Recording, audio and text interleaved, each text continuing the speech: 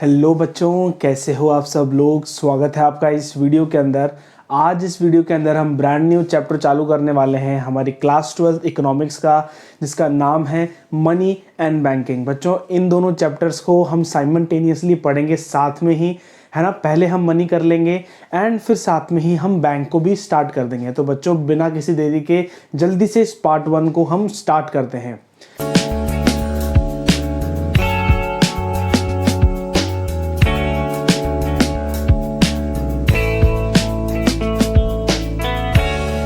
तो बच्चों, आज इस वीडियो के अंदर हम सबसे पहले पढ़ने वाले हैं कि मनी क्या है, ठीक है ना। और हम देखने वाले हैं कि कैसे बार्टर सिस्टम, है ना, इंडिया में आया और कैसे फिर इंट्रोडक्शन हुआ मनी का। तो बच्चों, सबसे पहले जब मनी भी इंडिया में नहीं आई थी, तब हमारा एक सिस्टम चलता था, सिस्टम ऑफ एक्सचेंज, जिसको हम बोलते थे barter system.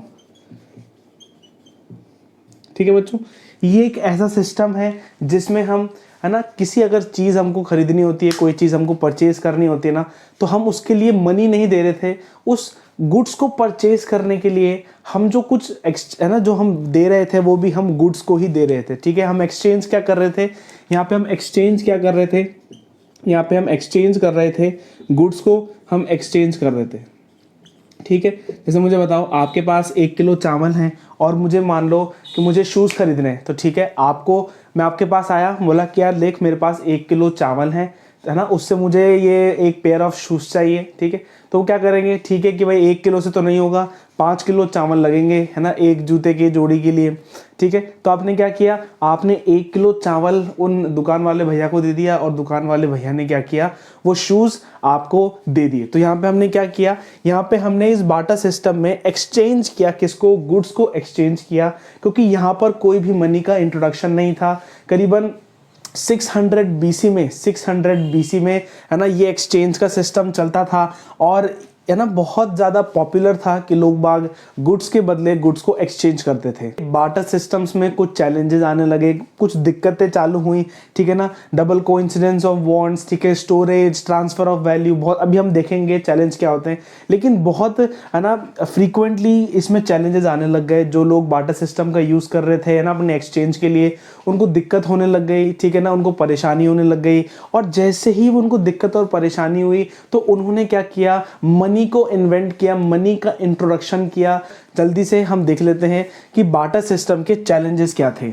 Double coincidence of bonds, बच्चों ये बहुत इंपॉर्टेंट चैलेंज है जो कि बार्टर सिस्टम, है ना, बार्टर सिस्टम का एंड किस कारण हुआ, इसी चैलेंज के कारण हुआ। मुझे बताओ मुझे 1 किलो चावल बेचने हैं, लेकिन वो 1 किलो चावल आपको खरीदने ही नहीं है। ठीक है, आपके पास शूज़ है, मुझे बताओ आपके पास शूज़ है और मेरे पास 1 किलो चावल है। ठीक है, और मैं 1 किलो चावल देने को तैयार हूँ शूज़ लेने के लिए, लेकिन आप शूज़ के बदले 1 किलो चावल नहीं, लेकिन आप 5 किलो गेहूँ खरीदना चाहते हैं। ठीक है, तो क्या हुआ, मैं जो आपको ऑफर करना चाहता हूं वो आप उसको लेना ही नहीं चाहते, और जो मैं आपसे लेना चाहता हूं आप उसके बदले, है ना, वो देना ही नहीं चाहते। ठीक है, तो क्या हो गया, डबल कोइंसिडेंस ऑफ बॉन्ड्स, यानी कि जो मैं बेचना चाहता हूं, ठीक है, जिसके बदले मैं बेचना चाहता हूं, दूसरा कोई खरीदना ही नहीं चाहता उसके बदले। ठीक है, तो क्या है, डबल कोइंसिडेंस ऑफ बॉन्ड्स है। ठीक है, दोनों का, है ना, ये बॉन्ड इक्वल होना बहुत ही ज्यादा, ठीक है ना, बहुत ज्यादा रेयर पाया जाता था। ठीक है बच्चों,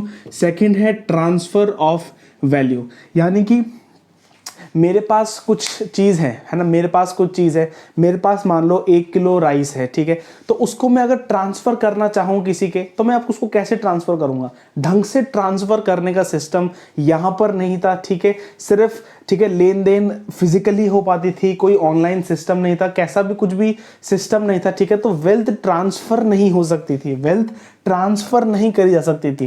थर्ड था difficult to estimate the value of any good, है ना। मुझे बताओ कि शूज़ है तो शूज़, ठीक है, अब कितना किलो वीट के लिए शूज़ मिलेगा, है ना, कितना राइस दे उसके लिए, उसके बदले में शूज़ मिलेगा। ठीक है, कितना मैं आपको क्या बोलते हैं शर्ट्स दूं, उसके बदले में आप मुझे शूज़ देंगे, है ना। कैसे एस्टिमेट करेंगे हम शूज़ की value in terms of wheat, कैसे मेजर करेंगे शूज़ की value in terms of rice, हम कैसे मेजर करेंगे।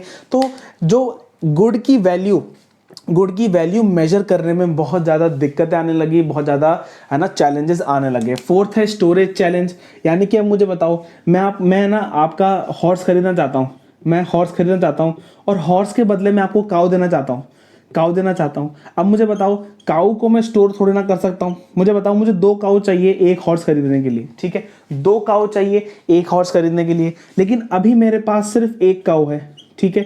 अब मैं क्या करूंगा, इस काऊ को स्टोर करके रखूंगा, जब तक मेरे पास 2 ना हो जाए तो उसी के बाद मैं हॉर्स खरीद पाऊंगा, ठीक है। ऐसा भी तो हो सकता है बच्चों कि जैसे ही मेरा 1 काऊ प्लस होगी, हो सकता है ये दूसरी वाली खत्म हो जाए, दूसरी वाली खत्म हो जाए, ठीक है, उसको कोई डिजीज हो जाए, ठीक है। तो जो हमारे पास वेल्थ है बार्टर सिस्टम में, जो हमारे पास वेल्थ है ना, जो हमारे पास गुड्स है एक्सचेंज करने के लिए, उसको हम स्टोर नहीं कर सकते, उसको हमको अभी बेचना होगा, अभी हमको खरीदना होगा, ठीक है। जैसे लाइव स्टॉक्स को आप स्टोर नहीं कर सकते, स्टोरेज करके नहीं रख सकते, उनकी स्टोरेज करने का और पैसा, ठीक है ना, बहुत सारी चीजें उसमें इन्वॉल्व हो जाती है। फिफ्थ देखो बच्चों, no deferred payment, no deferred payment. अब डिफर्ड पेमेंट का मतलब क्या होता है? डिफर्ड पेमेंट का मतलब होता है कि आपने मान लो माल खरीद लिया 1 लाख रुपए का, ठीक है, लेकिन आप एकदम से 1 लाख रुपए नहीं दे सकते हैं, तो आपने क्या किया, उसको इंस्टॉलमेंट्स में डिवाइड कर दिया, ठीक है। तो अब आप क्या कर सकते हैं, आपने क्या किया, 50,000 की 2 इंस्टॉलमेंट बना ली और आराम से उसका पेमेंट कर दिया। लेकिन बार्टर सिस्टम के अंदर मुझे बताओ, हॉर्स को खरीदने के लिए क्या आप इंस्टॉलमेंट दोगे, है ना, कोई इंस्टॉलमेंट दोगे कैसे? मुझे बताओ कि आपको मान लो 2 गाय खरीदनी है, 2 गाय खरीदनी है। अब वो बोला कि यार देखो 2 गाय है ना, अगर आप खरीदोगे ना, 2 काउज आपको खरीदनी है, तो 1 हॉर्स आपको देना होगा। अब आपके पास हॉर्स है और आप मुझसे काउ खरीदने आए हो, ठीक है, तो मैं बोलूँगा कि यार नहीं, इसकी जो 1 गाय की जो वैल्यू है ना, वो आधा घोड़ा है, आधा हॉर्स है, ठीक है। मैं बोल दूंगा 1 cow is equals to half horse. तो मुझे बताओ, आप आधा हॉर्स मुझे कैसे दोगे? आधा हॉर्स मुझे कैसे दोगे? मुझे मान लो 1 ही काऊ खरीदनी है, वो बेच रहा है 2, ठीक है, कितने के बदले? 1 हॉर्स के बदले, ठीक है, लेकिन मुझे चाहिए 1। तो आप आधा हॉर्स थोड़ी ना बेच सकते हो, आप आधा हॉर्स नहीं बेच सकते हो। इसलिए यहां पर क्या है, lack of divisibility of goods भी है, ठीक है, lack of divisibility of goods भी है। आप अपने गुड्स को डिवाइड नहीं कर सकते हो, ठीक है ना, इन गुड्स को आप डिवाइड नहीं कर सकते हो, ठीक है बच्चों, ये आपको याद रखना है। एंड कोई भी डिफर्ड पेमेंट यहाँ पे आप नहीं कर सकते हो। ऐसा नहीं बोल सकते हो कि ठीक है तुम मुझे ये सामान दे दो, मैं रोजाना ना तो आपको हर महीने 2-2 किलो सामान आपको देता जाऊंगा, ठीक है, ऐसा हम नहीं कर सकते हैं, ऐसा पॉसिबल नहीं है, ठीक है ना, बार्टर सिस्टम में। तो इसलिए ये सारी दिक्कतों के कारण हमको बार्टर सिस्टम से मनी पर स्विच करना हो पड़ा, है ना। और मनी जैसे ही इंट्रोड्यूस हुई, हमने उसको एक वैल्यू दी, ठीक है, उसको एक मीडियम ऑफ एक्सचेंज करा, ठीक है, कि हर चीज की value in terms of money हम निकालने लग गए, इन टर्म्स ऑफ मनी हम निकालने लग गए। हर चीज की वैल्यू किसके टर्म में निकालने लग गए? मनी के टर्म में निकालने लग गए। उससे क्या हुआ, हम आराम से ना इंस्टॉलमेंट में पेमेंट कर सकते हैं, ठीक है ना, आराम से हमारी वेल्थ को ट्रांसफर कर सकते हैं, ठीक है। तो जो सिस्टम है वो बहुत हद तक ईजी हो गया मनी के इंट्रोडक्शन के बाद, ठीक है। अब मनी क्या है? मीडियम ऑफ एक्सचेंज है, जो आप किसी को देते हो, है ना, और उससे कुछ भी गुड्स आप खरीद सकते हो। जो गुड्स अगला बेचना चाहता है, आप पैसे लेकर जा सकते हो, पैसों से वो गुड्स आराम से खरीद सकते हो, ठीक है ना। आपको कोई गुड्स ले जाने की जरूरत नहीं है, आपको मनी ले जाने की जरूरत है। तो मनी का आप सेक्रीफाइस करते हो और उस सेक्रीफाइस के बदले आपको गुड्स मिल जाते हैं, ठीक है बच्चों। तो ये मनी है, आप याद कर लो, money is a medium of exchange, ठीक है ना, मीडियम ऑफ एक्सचेंज है वो, जिससे हम आराम से सेल परचेस कर सकते हैं, ठीक है। उससे ट्रांसफर ऑफ वेल्थ हो सकती है ना, डिफर्ड पेमेंट्स हो सकते हैं, ठीक है। उसको लिख दो ना, मनी डिवाइड हो सकती है। मुझे बताओ, आपके पास अभी 1000 रुपए है, ठीक है, आपके पास नोट पड़ा है 1000 रुपए का, लेकिन आपको 500 रुपए की चीज खरीदनी है, तो क्या नोट को फाड़ोगे? क्या नोट को नहीं फाड़ोगे, क्या करोगे? आराम से जो मनी है ना वो डिवाइड हो सकती है। आपको 1000 की चीज 500 की चीज खरीदनी है, तो 1000 रुपए देकर आप 500 की चीज खरीद सकते हैं। तो वो जो शॉपकीपर है वो आपको 500 रुपीज वापस रिटर्न करेगा, ठीक है। तो डिविजिबिलिटी है मनी की, ठीक है। तो आप ऐसे करके मनी की डेफिनेशन लिख सकते हैं। तो बच्चों जल्दी से हम देख लेते हैं what are the functions of money. ये बहुत इंपॉर्टेंट कॉन्सेप्ट है, इसको आप स्टार मार्क कर लो और अभी आप स्क्रीनशॉट ले लो इस पूरे फंक्शंस का। ठीक है बच्चों, जो मैं एक्सप्लेनेशन दे रहा हूं उसके आगे आप छोटा छोटा करके अगर अपने पेन से लिख लो जो भी 1 वर्ड 2 वर्ड आप लिखना चाहते हो, और जैसे फिर आपको आंसर फ्रेम करना है वैसे हम आप फ्रेम कर सकते हो। देखो बच्चों, सबसे पहले functions of money. So there are 3 functions of money. बच्चों याद कर लेना, there are 3 functions of money. First function is primary function of money, यानी कि सबसे पहले जो बेसिक फंक्शन है मनी का, यानी कि बेसिक इंपॉर्टेंस है मनी की, वो क्या है? वो है मीडियम ऑफ एक्सचेंज। यानी कि जो मनी है वो मीडियम ऑफ एक्सचेंज है। यानी कि मुझे बताओ, फार्मर ए है, ठीक है, फार्मर ए है, वो जाता है ना, मार्केट में जाता है, मार्केट में जाके वो अपने वीट को बेच देता है, अपने वीट को सेल कर लेता है। किसके लिए? मनी के लिए सेल कर देता है, ठीक है। और उसी मनी से वो क्या कर देता है? शूज ले लेता है। किससे? बी से। अब मुझे बताओ, बी को क्या चाहिए थे? बी को चाहिए थी मनी, ए को क्या चाहिए था? शूज, ठीक है। तो क्या हुआ? Money as a medium of exchange, यानी कि act as a medium of exchange, यानी कि मुझको अब ढूंढने की जरूरत नहीं है कौन वो व्यक्ति है जो शूज बेचना चाहता है वीट के लिए। अब मैं डायरेक्ट जाऊंगा, वीट को बेचूंगा मार्केट के अंदर, मनी आएगा और मनी से मैं आराम से शूज खरीद सकता हूं, ठीक है। यहाँ पे कोई डबल कोइंसिडेंस ऑफ वांट्स नहीं है, ठीक है ना। मीडियम ऑफ एक्सचेंज है, कोई भी इसकी वैल्यू को डिनाई नहीं कर सकता है। आपको मनी को एक्सेप्ट करना ही होगा। क्यों? क्योंकि it is legally tender money, ठीक है ना। मनी क्या है? जो हमारे करेंसी नोट्स हैं, ना, वो आरबीआई के द्वारा क्या करे गए हैं? लीगल टेंडर बोले गए हैं, ठीक है। That means nobody can deny, है ना, नोबडी कैन डिनाई मनी, ठीक है। अगर आप उनको मनी ऑफर कर रहे हो किसी कुछ चीज परचेज करने के लिए या सेल करने के लिए, तो वो मनी को डिनाई नहीं कर सकते हैं, है ना, लीगली एक्सेप्टेड है, ठीक है ना। ये आप याद रखना, medium of exchange. Second, common measure of value, यानी कि अब हम कोई से भी गुड्स को मेजर करते हैं ना, तो हम ये नहीं करते कि अच्छा मुझे यार शूज़ खरीदना है तो कितने किलो उसके लिए अनाज लगेंगे। नहीं, हमको अब ये मतलब नहीं है, अब ये सोच के हमको कोई भी मतलब नहीं है कि मुझे शूज़ खरीदने हैं तो कितने किलो उसके लिए अनाज लगेंगे। हमको पता है कि मुझे शूज़ खरीदना है तो उसके लिए 1000 रुपीज़ लगेंगे, ठीक है ना। 1000 रुपीज़ लगेंगे शूज़ को खरीदने के लिए। आपको पता है फ़ोन खरीदना है, ठीक है, 15 से 20,000 रुपीज़ आपके लगने वाले हैं आपको फ़ोन को खरीदने में, ठीक है बच्चों। तो जो आपका वैल्यू आप डिसाइड कर रहे हो ना, मुझे बताओ, जैसे मुझे बताओ कि आपको पहले था कि यार कितना वीट में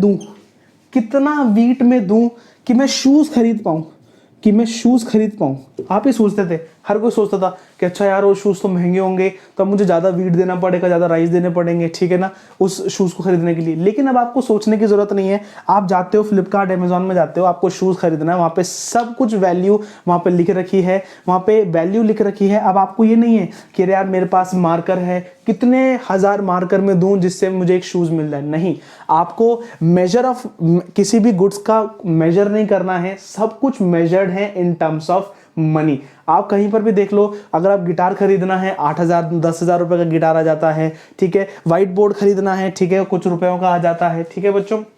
तो हर चीज जो इन टर्म्स ऑफ बताई जाती है वो इन टर्म्स ऑफ मनी बताई जाती है, ठीक है बच्चों। ये बच्चों याद रखना, कॉमन मेजर ऑफ वैल्यू, यानी कि जो मनी की वैल्यू है उसी से ही हम सब चीजों की वैल्यू निकालते हैं, ठीक है बच्चों। तो प्राइमरी फंक्शन यहां पे कंप्लीट हो चुका है। देखते हैं अब सेकेंडरी फंक्शन क्या होता है। सबसे पहले है स्टैंडर्ड फॉर डिफर्ड पेमेंट। मैंने आपको पिछली स्लाइड में बताया था कि डिफर्ड पेमेंट का मतलब होता है कि हम इंस्टॉलमेंट्स में पेमेंट कर लें। मुझे बताओ, जैसे कि क्रेडिट कार्ड है, आज जो कॉन्सेप्ट क्रेडिट कार्ड का है वो क्या है? आप आज पहले पैसा ले लो और जब आपके पास पैसा आ जाए उस पैसे को आप वापस क्रेडिट कार्ड को रिटर्न कर दो विदिन 45 डेज, ठीक है। तो उससे क्या होगा? उससे ये होगा कि आज जो आपको है ना, जो आपको एक्सपेंडिचर करना है वो एक्सपेंडिचर आज आप कर पाओगे, इकोनॉमी में फ्लो आएगा, क्रेडिट क्रिएशन होगा, ठीक है ना, प्रोडक्शन होगा, गुड्स एंड सर्विसेज ज्यादा बनेगी। तो क्या होगा? उससे इकोनॉमी बढ़ेगी। तो क्या बार्टर सिस्टम में आप ऐसा कर सकते थे? बार्टर सिस्टम में आप ऐसा नहीं कर सकते थे, ठीक है ना। जिस टाइम पे आपको चीज खरीदनी है ना, उसकी वैल्यू, उसके जितनी की ही वैल्यू का गुड आपके पास होना चाहिए था कि वो गुड आप उसको दे दो और वो गुड वो आपको दे दे। ठीक है, कोई क्रेडिट क्रिएशन नहीं है, कोई भी फ्लो नहीं है। मुझे बताओ, जैसे मुझे बताओ, आज आपके पास आपकी जेब में 100 रुपए हैं, ठीक है, मैं आपको बोलूं, ठीक है, अब मैं आपको 10,000 रुपीज़ लोन दे देता हूं, मैं आपको 10,000 रुपीज़ लोन दे देता हूं, इसको आप रखो, ठीक है, इससे आप एक्सपेंडिचर करो, खर्चा करो, ठीक है, कुछ सामान लेकर आओ, कुछ भी यूटिलिटी आपको करनी है वो आप करो। तो आप क्या करोगे, आप क्या करोगे, क्या बोलते हैं, गुड्स एंड सर्विसेज को परचेज करोगे, गुड्स एंड सर्विसेज को परचेज करोगे, ठीक है, परचेज करो। जो कुछ टेक्निकल ग्लिच के कारण ये पूरी वीडियो रिकॉर्ड नहीं हुई, मैं पूरा बता चुका हूं, लेकिन कुछ टेक्निकल ग्लिच के कारण वो रिकॉर्ड नहीं हुआ। हमने स्टैंडर्ड फॉर डिफर्ड पेमेंट देख लिया है। देखो जल्दी से देख लेते हैं, स्टोर ऑफ वैल्यू का मतलब क्या होता है। ये एसेट फंक्शन ऑफ मनी है, जिसके अंदर हम मनी को स्टोर कर सकते हैं, उसकी वैल्यू को प्रिजर्व कर सकते हैं, यानी कि, और जो इसके अगेंस्ट काम करता है वो है इन्फ्लेशन। इन्फ्लेशन का मतलब होता है महंगाई। महंगाई को हम समझते हैं, देखो क्या होता है, अगर 100 रुपए की आपको 5 मैगी के पैकेट आज इस ईयर में मिल रहे हैं, तो अगले ईयर मैगी की प्राइस डेफिनेटली बढ़ जाएगी, और जैसे ही मैगी की प्राइस बढ़ जाएगी तो आप 100 रुपए में 5 मैगी नहीं, लेकिन 100 रुपए में आप 4 पैकेट ऑफ मैगी खरीद पाएंगे। क्यों? क्योंकि मैगी की प्राइस बढ़ गई है। यहाँ पे क्या हो गया है, इन्फ्लेशन हो गया है। इन्फ्लेशन के कारण जो मनी की वैल्यू है, जो इस 100 रुपए की वैल्यू है, वो क्या हो गई, वैल्यू कम हो गई। क्यों? क्योंकि उससे अब हम कम चीज खरीद पा रहे हैं। पहले 5 खरीद पाते थे, अब 4 खरीद पा रहे हैं। तो क्या हो रहा है, उसकी वैल्यू डिग्रेड हो रही है, वैल्यू कम हो रही है। उसी को हम इन्फ्लेशन कहते हैं। जब हम अपने मनी को बैंक्स में अपने पास रखते हैं, तो over the period of time उसकी जो वैल्यू होती है वो डिग्रेड होना चालू हो जाती है। ठीक है बच्चों, तो ये एसेट फंक्शन ऑफ मनी है। थर्ड देखो पढ़ते हैं, ट्रांसफर ऑफ वैल्यू। मनी को आराम से आप ट्रांसफर कर सकते हो। आपके हाथ में 1000 रुपए हैं, आप अपने फ्रेंड को 1000 रुपए ट्रांसफर कर सकते हो। इजीली वो काम आराम से हो सकता है। ठीक है बच्चों, फादर अपने सन को खुद की वेल्थ ट्रांसफर कर सकता है। ठीक है, बाटा सिस्टम में वो अलाउड नहीं है, और बाटा सिस्टम में वो कर ही नहीं सकते हैं। ठीक है, देखो अगर आपको ये समझ में आता है तो ठीक है बच्चों, इस पे ज़्यादा ध्यान हम आने वाले वीडियोस पे, आने वाले चैप्टर्स पे देने वाले हैं। फिर भी एक थोड़ा सा ग्लिम्स इसका देख लो जिससे आपको समझ में आ जाए। थर्ड है कंटिंजेंट फंक्शन, यानी other important functions of money. सबसे पहले लिक्विडिटी। जो मनी है वो हाईली लिक्विड है, हाईली लिक्विड है, यानी कि आप जल्दी से उसको यूज कर सकते हो। जल्दी से जो मनी है ना, वो फटाफट से कैश में कन्वर्ट हो जाती है। ठीक है, फटाफट से ही कैश में कन्वर्ट हो जाती है, और कुछ भी आपको खरीदना है ना, तो आप आराम से उससे खरीद सकते हो। ठीक है, जैसे कि आपके हाथ में अभी मोबाइल फोन होगा, तो मोबाइल फोन है, मुझे बताओ, जो मोबाइल फोन है उसकी वैल्यू 15,000 होगी, मान लो 15-20,000 उसकी वैल्यू होगी। लेकिन क्या अभी उसको आप कैश में कन्वर्ट कर सकते हो क्या? उसको कैश में कन्वर्ट करने में आपको कितना टाइम लगेगा? आप बोलोगे कि सर कि मुझको कन्वर्ट करने में करीबन 2 महीने लगेंगे, है ना, मुझे कस्टमर ढूंढने पड़ेंगे, सप्लायर्स ढूंढने पड़ेंगे। ठीक है, वो जाके खरीदेंगे, फिर डील्स होगी, उसके बाद जाके वो बिक जाएगा। ठीक है, तो इस फोन को कैश में कन्वर्ट होने में कितना टाइम लग रहा है? आप बोल रहे हो मुझे 2 महीने लग रहे हैं। तो यानी कि इस फोन को कैश में कन्वर्ट होने में ही 2 महीने लग रहे हैं। तो मुझे बताओ मनी को कैश में कन्वर्ट करने में कितना टाइम लगेगा? आपके बैंक अकाउंट में आपकी मनी पड़ी है, पैसा पड़ा है, ठीक है, जल्दी से आप उसको निकालोगे, जल्दी से आप उससे डील कर लोगे। ठीक है, विद इन अ सेकेंड। ये हाईली लिक्विड है ना, बहुत लिक्विड है, जल्दी से हम कुछ भी काम इससे कर सकते हैं। ठीक है बच्चों, it is a base for physical and monetary policy. जो भी हम बजट बनाते हैं कि कौन सा पैसा कहां पे एलोकेट होगा, ठीक है ना, रोड ट्रांसपोर्टेशन में कितना जाएगा, एजुकेशन में कितना जाएगा, सेफ्टी डिफेंस में कितना पैसा हमको भेजना है, उनको देना है। ठीक है, उस पॉलिसी में भी किसका रोल है? मनी का रोल आता है। ठीक है, क्योंकि मनी को ही तो हमको डिसाइड करना है ना, हमको मनी की एलोकेशन ही तो डिसाइड करनी है ना। मॉनेटरी पॉलिसी में हमको डिसाइड करना है कि कितने हमको नोट्स छापने हैं, ठीक है ना, क्या हमारी वैल्यू ऑफ करेंसी होना चाहिए, कैसे हमारा सब कुछ चीज होना चाहिए। हम आगे पढ़ेंगे मॉनेटरी पॉलिसी, फिस्कल पॉलिसी, जब हम बजट को पढ़ रहे होंगे। ठीक है बच्चों, तो अभी के लिए इतना याद रखो। मैं होप करता हूं कि आपको फंक्शंस ऑफ मनी पूरी तरीके से क्लियर हो गए होंगे। कुछ टेक्निकल ग्लिच के कारण जो पहले का जो मैं रिकॉर्ड कर रहा था वो अभी रिकॉर्ड नहीं हो पाया है, लेकिन मैंने आपको वापस से वही चीज़ वापस एक्सप्लेन कर दी है। मैं होप करता हूं आपको समझ में आ गया होगा। अगर आपको समझ में आया है तो लाइक, शेयर एंड सब्सक्राइब करें, और आप डिस्क्रिप्शन में जाके और प्लेलिस्ट के लिंक्स आपको मिल जाएंगे, आप उसको देख सकते हैं। एमसीक्यूज को अटेंड करें, ठीक है। जो भी आपको क्वेश्चन है, डाउट है, कमेंट्स में लिख के बताएं, मैं कमेंट्स को पढ़ रहा हूं एंड कमेंट्स को मैं देखता हूं, ठीक है बच्चों। अगर आपको कोई भी डाउट है तो मेरे व्हाट्सअप चैनल को ज्वाइन कर सकते हैं, मुझसे पर्सनल इंटरेक्शन आप कर सकते हैं। कोई भी डाउट है, कोई सी भी एरिया में अगर आपको डाउट है, इंग्लिश से लेकर मैथ्स तक कोई भी सब्जेक्ट में किसी भी लेवल का डाउट है, आप मुझे व्हाट्सएप पे पूछ सकते हैं एंड मैं आपको व्हाट्सएप पे फ्री उसका रिप्लाई करूंगा। इसके जल्दी नोट्स आपको मिल जाएंगे, ठीक है। मनी एंड बैंकिंग के जल्दी नोट्स आपको मिल जाएंगे हमारे व्हाट्सएप चैनल के ऊपर, तो आप जल्दी से उसको ज्वाइन कर लीजिए, सब्सक्राइब कर लीजिए, कमेंट करके बताइए कि वीडियो कैसे लगती है। तो मिलते हैं हम नेक्स्ट वीडियो के अंदर। Till then good bye, take care, thank you बच्चों।